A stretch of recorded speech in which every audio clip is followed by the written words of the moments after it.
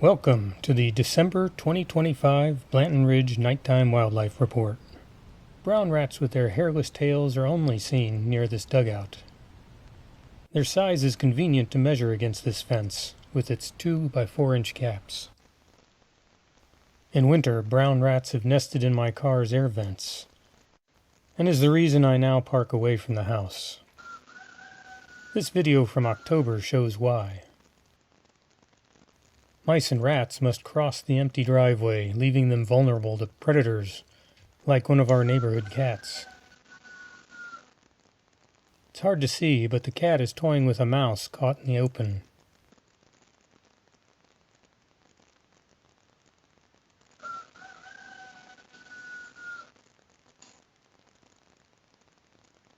My cameras only record at night, but still capture a few native gray squirrel early risers.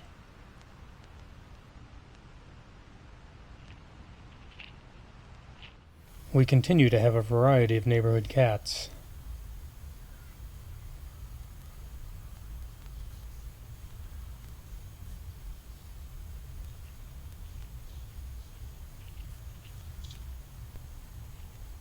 These back-to-back clips show that we have at least 2 opossum. Like many of our mammals, breeding season starts in January. I can't tell them apart, but for several days this one's back half had a distinctively wet look. They were only seen a quarter of the days in December, so I don't think they're really close by. Counting animals is tricky, and seeing them in back-to-back clips is one of the most dependable ways.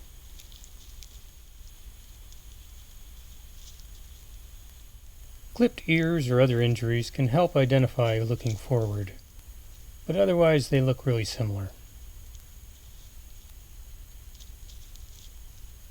Is this floppy ear permanent or temporary?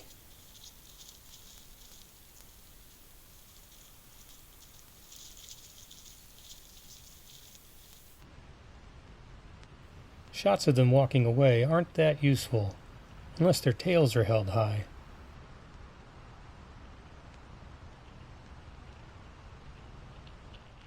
Or their hair is a different color.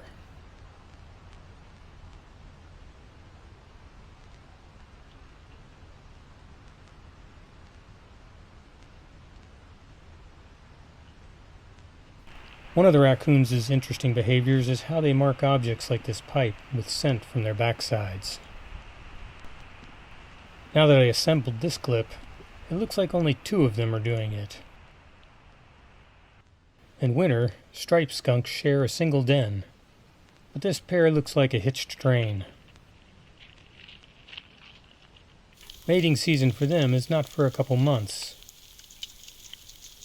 but most clips since the winter solstice show this tandem in extremely close quarters.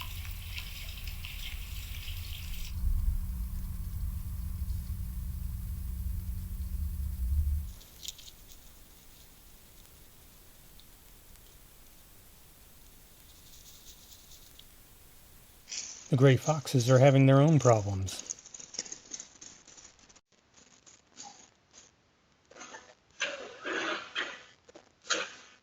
That distorted barking sound is them under the car. 2 is company, but 3 is a crowd, and this interloper is not welcome. Gray foxes are believed to be monogamous. Here's a camera position change to underneath my bird feeders, hanging high between 2 Douglas fir trees. This is their 3rd wheel, and he's about to receive some messages free of charge.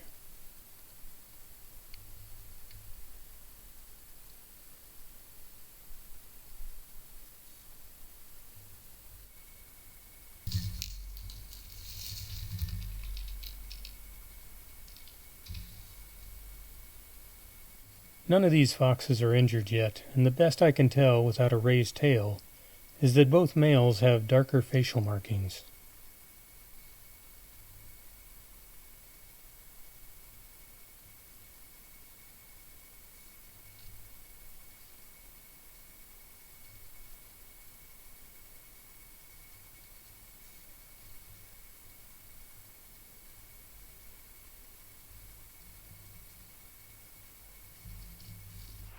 This is probably a scavenged bone, too small to be from an adult deer. And finally, a quick demonstration of a fox's agility and speed. A lonesome coyote was around a few days and perhaps left the bone from earlier.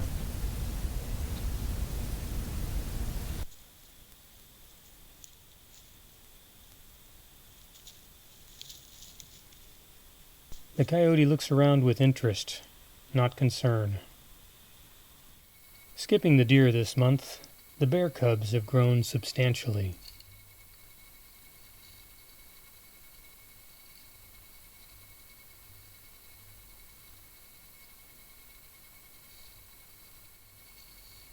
They're gathering underneath those hanging bird feeders at 10:20 p.m.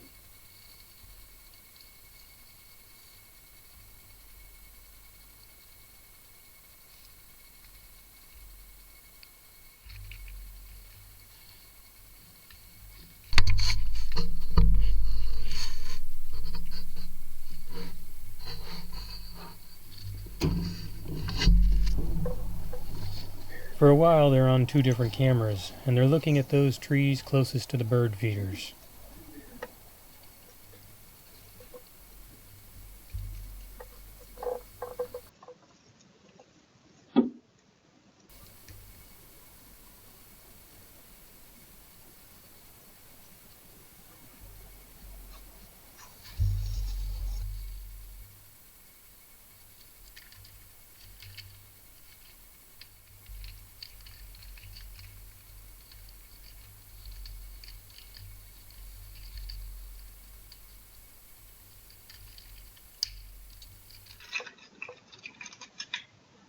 This triple view is not synced, but they spent a considerable amount of time climbing the trees and shaking the feeders, which did not come down.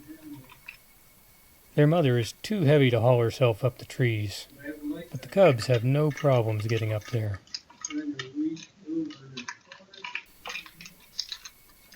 I've graduated to steel cables, but if they tried to hang on them, they'd come crashing down and hurt themselves.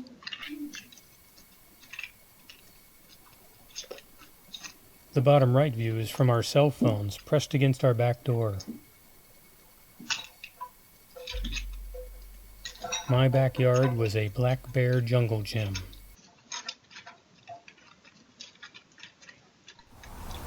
Over an hour later, they're making their way out of my yard.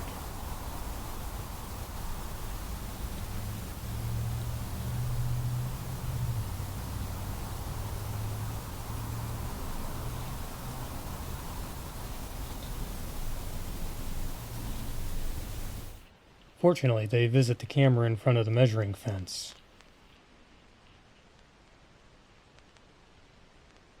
Perhaps I need to put up one of those store height indicator tapes that they use at store exit doors.